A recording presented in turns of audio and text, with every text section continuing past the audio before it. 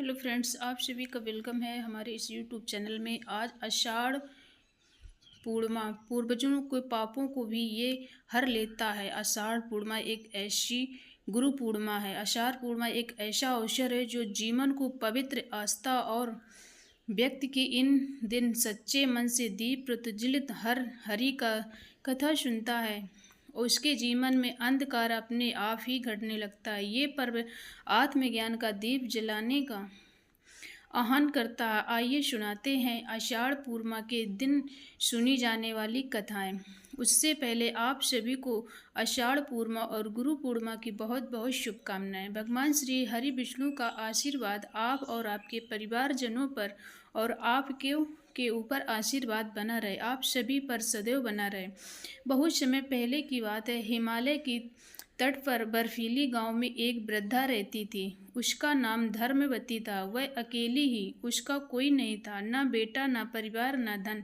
लेकिन एक चीज उसके पास थी, पूर्णिमा के दिन चंद्रमा जैसा निर्मल विश्वास। हर महीने जब पूर्णिमा आती, गांव में चहल पहल होती, लोग पूजा करते, दीप जलाते, मिठाइयाँ बांटते। लेकिन धर्मवती सिर्फ एक टूटे से दीपक में थोड़ा सा तेल डालकर उसे नदी के किनारे रख देती और हाथ जोड़कर कहती, हे चंद्रवंदनी लक्ष्मी माता, इस दीप में धन नहीं है, मन इसमें घी नहीं है, मेरी सांसों की बूंदें हैं। ये दीप नहीं बल्कि मेरी आत्मा है। हे माँ, कृपया इन्हें अपने चरणों तक पहुँचा देना।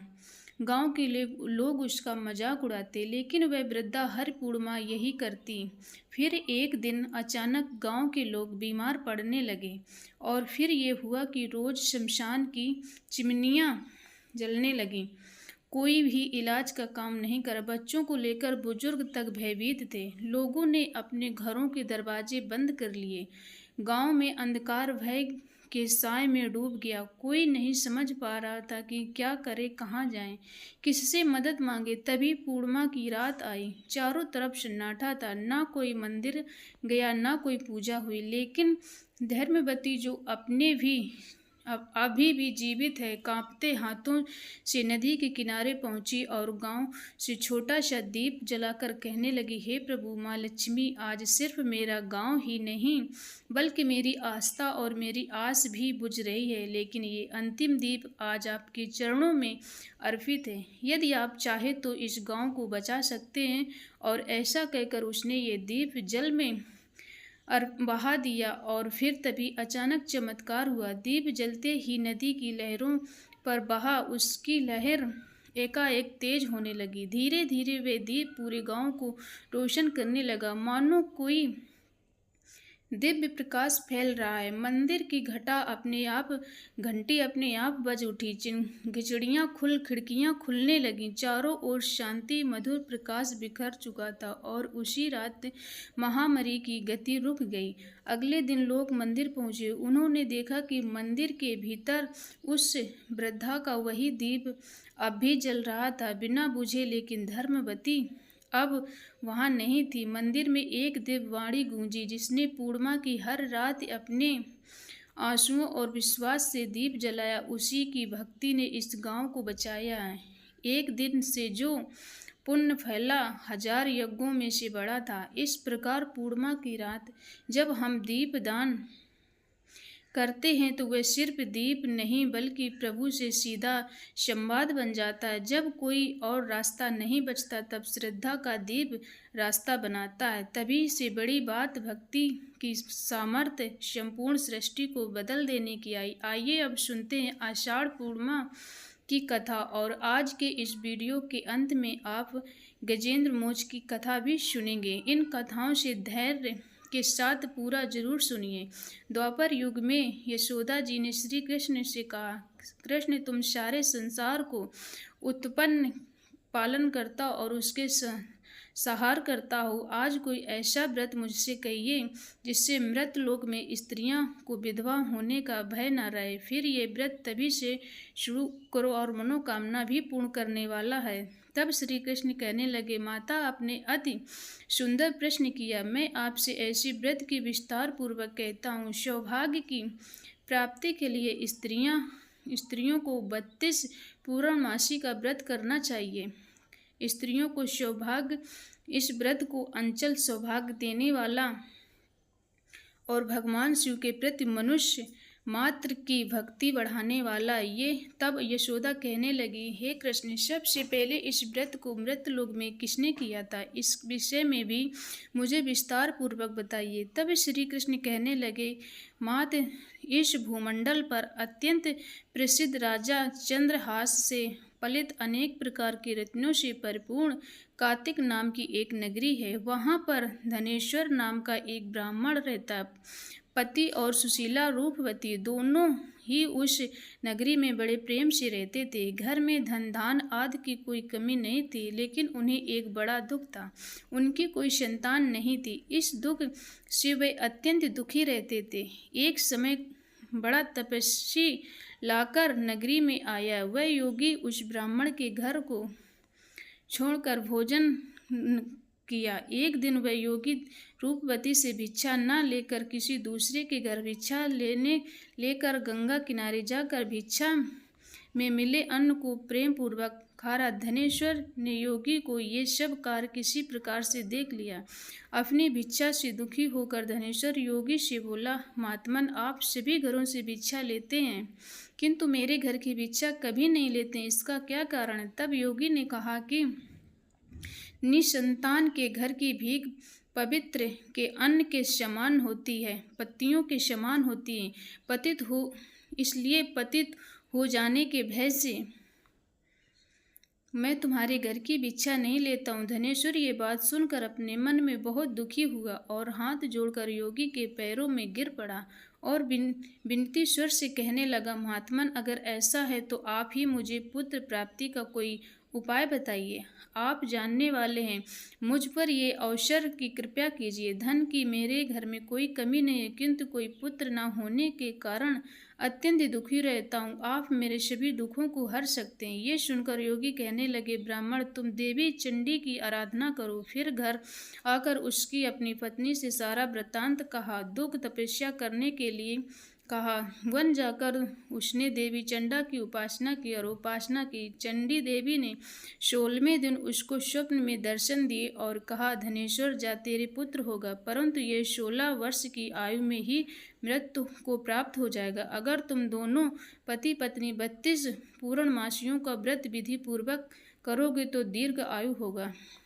सामर्थ आटे की उतने ही बनाकर शिव का पूजन कीजिए, किंतु पूर्णमासी की 32 संख्या पूरी हो जानी चाहिए। प्रातःकाल होने पर इस स्थान के पास ही तुम्हें वृक्ष दिखाई देगा, उस पर चढ़कर तुम फल तोड़कर जल्दी से अपने घर चले जाना। अपनी पत्नी से सारा वृत्तांत कहना। ऋषु स्नान के बाद वह स्वच्छ होकर शंकर जी का ध्यान करके उस फल को खा लेगी। तब शंकर जी भगवान की कृपा से उसको गर्भ ठहर जाएगा। तब वह ब्राह्मण प्रातःकाल उठकर उसने इस स्नान के पास आकर एक आम का वृक्ष देखा, जिस पर अत्यंत सुंदर आम का फल लगा हुआ था। ब्राह्मण ने उस आम के वृक्ष पर चढ़कर फल को तोड़कर प्रयास किया, किंतु वृक्ष पर कई बार प्रयास करने पर नहीं पाया।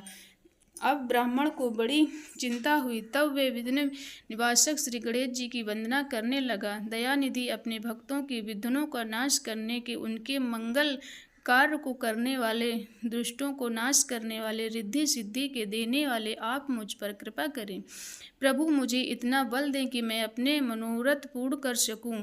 सच्चे मन से गणेश भगवान की प्रार्थना करके वे भगवान की कृपा से वृक्ष पर चढ़ गया। वृक्ष पर फल तोड़कर उसने घर में आकर अपनी पत्नी को वह फल ला कर दिया और उसकी पत्नी ने अपने पति के कहे अनुसार उस फल को खा लिया और गर्भवती हो गई। देवी चंडी की असीम कृपा से उसे एक अत्यंत सुंदर पुत्र हुआ, जिसका नाम उन्होंने देवी दास रखा। माता पिता के हर्ष और शोक के साथ वह बालक शुक्ल पक्ष के चंद्रमा की तरह अपने पिता के घर में पढ़ने लगा।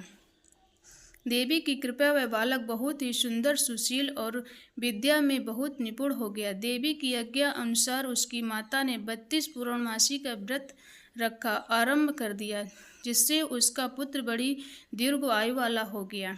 देवी दास के माता पिता को बड़ी चिंता हो गई कि उन्हें मृत्यु का भय था, इसलिए उन्होंने अपने मन में विचार किया, अगर ये दुर्घटना उनके सामने हो गई तो वैसे सहन नहीं कर सकेंगे। इसलिए उन्होंने देवीदास के मामा को बुलाया और कहा, हमारी इच्छा है कि देवीदास 1 वर्ष तक काशी में जाकर अध्ययन करें। उनको तुम अकेले कभी नहीं छोड़ना, इसलिए तुम साथ में जाओ और उसके बाद वापस लौट आना। सारा प्रबंध करके माता पिता काशी जाने के लिए देवीदास को एक घोड़े पर बिठाया और उसके मामा को उसके साथ कर दिया। किंतु बालक के अल्प होने के बाद बालक को ये उसके मामा को नहीं कही। धनेश्वर के साथ पुत्र की मंगल कामना और दीर्घायु के लिए देवी भगवती की आराधना और पूर्णमासियों का व्रत प्रारंभ कर दिया। इस प्रकार बराबर 32 पूर्णमासी का व्रत पूरा किया। कुछ समय बीतने के बाद एक दिन वह दोनों मामा और भांजे रास्ते में रात बिताने के लिए किसी ग्राम में ठहरे हुए। उस दिन उस गांव की एक ब्राह्मण अत्यंत सुंदरी, सुशील, विशुद्धनी और गुरपूर्णी कन्या का विवाह होने वाला था। धर्मशाला के अंदर वह उसकी बारात ठहरी हुई थी। उसी धर्मशाला में देवीदास उसके मामा ठहरे हुए थे। संयोगवश कन्या को तेल आदि चढ़ाकर मंडप आदि का कार्यक्रम किया गया तो लग्न के समय धनुव्रत हो गया। वह हिलने डुलने करने के निश्चय किया। ये तब वह वर के पिता ने देवीदास अपने पुत्र जैसे ही सुंदर में उसके साथ विवाह करूँगा, पुत्र के साथ जाएंगे। ऐसा सोचकर देवीदास के मामा जाकर वह बोले कि तुम थोड़ी देर के लिए अपने भांजे को हमें दे दीजिए, लग्न का सारा कार्य सुचारू रूप से हो सकेगा। उसका मामा कहने लगा, जो कुछ भी मधुपर आदि कन्यादान के समय वर को मिलेगा वह सब हमें दे दिया जाए, मेरा भांजा बारात का दूल्हा बन जाएगा। ये बात वर के पिता ने स्वीकार कर ली और मामा ने अपने भांजा वर बनने के लिए भेज दिया। उसके साथ विवाह के सभी कार्य विधि पूर्वक संपन्न हो गए। पत्नी के साथ वह भोजन नहीं कर सका। दुखी मन से वह सोचने लगा कि कैसे स्त्री होगी। ये एकांत में इसी सोच में पड़ा हुआ था कि उसकी आंखों में आंसू आ गए। तब उसकी पत्नी ने पूछा कि क्या बात है, आप इतने उदासीन और दुखी क्यों रह रहे हैं। उसने तब सारी बातें वर के पिता और उसके मामा की वधू को बता दी। तब वधू कहने लगी कि ये ब्रह्मा विवाह के विपरीत कैसे हो सकता है। ब्रह्म, ब्राह्मण और अग्नि के सामने हमने आपको अपना पति मान लिया। मेरे पति हैं, मैं आपकी पत्नी रहूंगी, किसी अन्य की बिल्कुल नहीं। तब देवीदास कहा कि ऐसा मत करो, क्योंकि मेरी आयु बहुत थोड़ी है। मेरे मरने के बाद तुम्हारी क्या गति होगी, इस बात को अच्छी तरह से सोच लो। परंतु वह वधू दृढ़ विचार करने वाली, आपकी गति होगी वही मेरी गति होगी। स्वामी, आप उठिए और भोजन कीजिए, आप भूखे नहीं सोइए। तब देवीदास उसकी पत्नी मिलकर भोजन किया और रात में सो गए। प्रातःकाल देवीदास ने अपनी पत्नी को 3 नगों से जड़ी हुई एक अंगूठी और रुमाल दिया। बोला, प्रिय, इसे संकेत समझ कर रखो और शांत हो जाओ। मेरा स्मरण और जीवन जनने के लिए एक पुष्प वाटिका बना लो, उसमें सुगंधित वाली एक नवमल्लिका लगा लो। हर दिन उसे जल से सींचा और आनंद के साथ खेल कूद का उत्सव मनाना। जिस समय मेरी मृत्यु का होगा ये फूल आ जाएगा और ये फूल हरे भरे हो जाएंगे। जीवित हूँ तो ये निश्चित करके समझ लेना कि इसमें कोई संशय मत रखना। ऐसा बूझ कर चला गया। प्रातःकाल होते हुए अपने गाजे बाजे बजने लगे। समय विवाह के पूर्वक समाप्त करने के वर वधू तब बाराती मंडप आए और कन्या ने वर को भली प्रकार से देखकर अपने पिता से कहा कि ये मेरा पति नहीं है, जिसके साथ रात में मैं विवाह हुआ था उसके साथ मेरा विवाह है, वही मैं बताऊंगी। मैंने इससे कोई संपर्क नहीं किया है। ये सब बात बताई। पिता ने उससे कहा के अनुसार वर की सारी बातें सुनकर कहने लगा कि कुछ नहीं जानता। इसके बाद ये लज्जित होकर समूह लेकर चला गया और सारी बारात भी अपमानित होकर वहां से लौट गई। भगवान श्री कृष्ण आगे बोले, माते, इस प्रकार देवीदास काशी विद्या पढ़ने के लिए चला गया। जब कुछ समय बाद बीते हुए काल में प्रेरित होकर एक सांप रात में आया, उसी विषधर प्रभाव से उसके बिस्तर के चारों तरफ विष से ज्वाला से वह आया। बिस्तर वैसेला हो गया, परंतु व्रतराज के प्रभाव से उसको सांप काट नहीं पाया, क्योंकि पहले ही उसकी माँ ने 32 पूर्णमासी का व्रत रखा था। इसके कारण माध्यम के समय स्वयं काल में आया और उसके शरीर के उसके प्राणों को निकलने में वह बेबस हो गया, जिससे मूर्छित होकर धरती पर गिर पड़ा। भगवान की कृपा से उसी समय देवीदास पार्वती जी के साथ शंकर जी वहां पर आ गए। उसको मूर्छित में देखकर पार्वती भगवान से प्रार्थना की, प्रभु इस बालक की माता ने पहले 32 पूर्णमासी का व्रत किया है, जिसके कारण हे भगवान आप इसको प्राणदान दीजिए।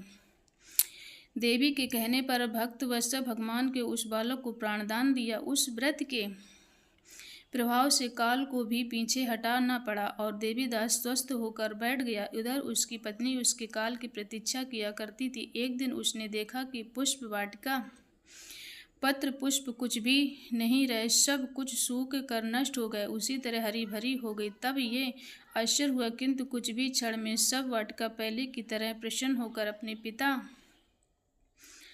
कुछ समझा गई। उसके पति कहने लगी, पिताजी मेरे पति जीवित, आप उनको ढूंढिए। जब 16वें वर्ष व्यतीत हो गए तो देवीदास भी अपने मामा के साथ काशी में वापस अपने घर चल दिए। इधर ससुर उसको ढूंढने के लिए घर से जाने वाले थे।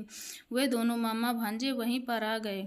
उसको आया देखकर उसका ससुर बड़ी प्रसन्नता के साथ अपने घर में ले आया। उस समय नगर के निवासी वहां इकट्ठा हो गए और फिर निश्चय किया कि अवश्य इस बालक के साथ इसी कन्या का विवाह हुआ था। उस बालक को कन्या ने देखा, पहचान लिया, कहा कि यही वो संकेत कर गए थे।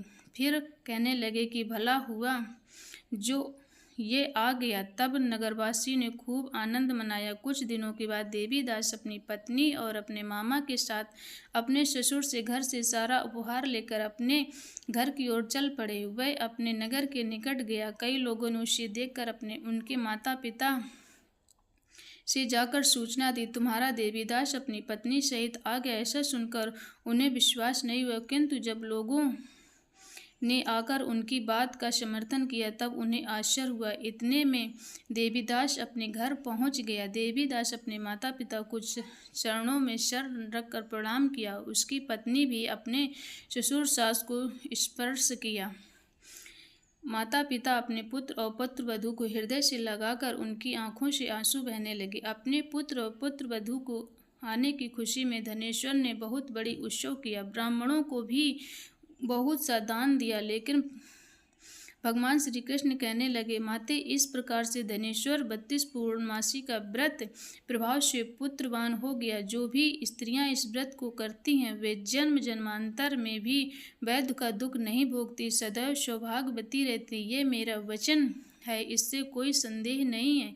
ये व्रत पुत्र पौत्रों को देने वाले, मनोकामना को पूर्ण करने वाला, 32 पूर्णमासी को व्रत करने से व्रत की प्राप्ति इच्छा भगवान की कृपा से पूर्ण होती है। जब भगवान अपने भक्त को बुलाने पर नंगे पांव भागे चले आते हैं तो आपको सुनते हैं गजेंद्र मोक्ष की अद्भुत कथा। प्राचीन काल की बात है। द्रमण में देश में एक पांडवसी राजा राज करते थे, जिसका नाम इंद्र भगवान था। आराधना में भक्ति अपना अधिकतर समय व्यतीत किया। हे भगवान, आराधना में अद्यप राजा चारों ओर से सुख शांति, प्रजा प्रत्येक रीत से संतुष्ट थी, प्रसन्न थी। फिर राजा इंद्रमधु अपना समय राज्यकार में बहुत ही पति से उनका कहना था कि भगवान विष्णु मेरे राज्य को व्यवस्था करें, इसलिए वह अपने इष्ट परम प्रभु की उपासना में ही सदा लीन रहते थे। राजा इंद्र मनु के मन में आराधना की लालसा बढ़ी। इस कारण वह एक राज्य को त्याग कर मलय पर्वत पर रहने लगे। तब उन्होंने अपने देश तपस्वियों से बना लिया। बाल बढ़कर जटा के रूप में हो गए और वे निरंतर ब्रह्म परमात्मा की आराधना में लीन हो गए। मन में प्राण भी श्री हरि के चरण कमलों में मधुकर बने रहे।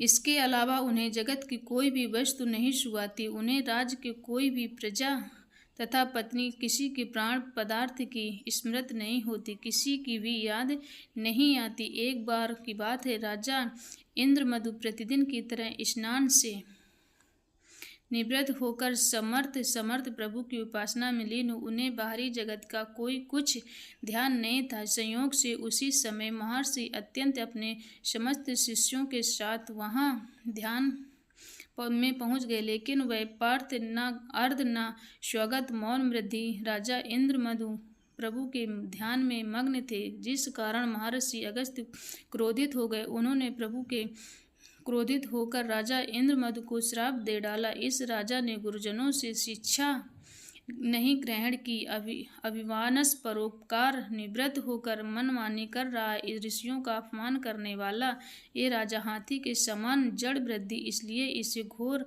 अज्ञानस हाथी को योग प्राप्ति हो। महर्षि अज्ञात भगवान इंद्रधनुष को इस श्राप को देखकर वहां से चले गए। राजा इंद्रमदु ने भी इसे भगवान का मंगलमय विधान समझकर प्रभु के चरणों में सिर रखा। त्रयोदश शास्त्र योजना के लंबा चौड़ा और ऊंचा त्रिकुट नामक पर्वत था। वह पर्वत अत्यंत सुंदर श्रेष्ठ था। उस पर्वत राज त्रिकुट के नाम से पर्वत की तराई नामक भगवान रणु का किरण कारण था। उसके चारों ओर सुंदर वृक्ष सुशोभित थे। वृक्ष दशा के पुष्पों में फलों से लहरते। उसी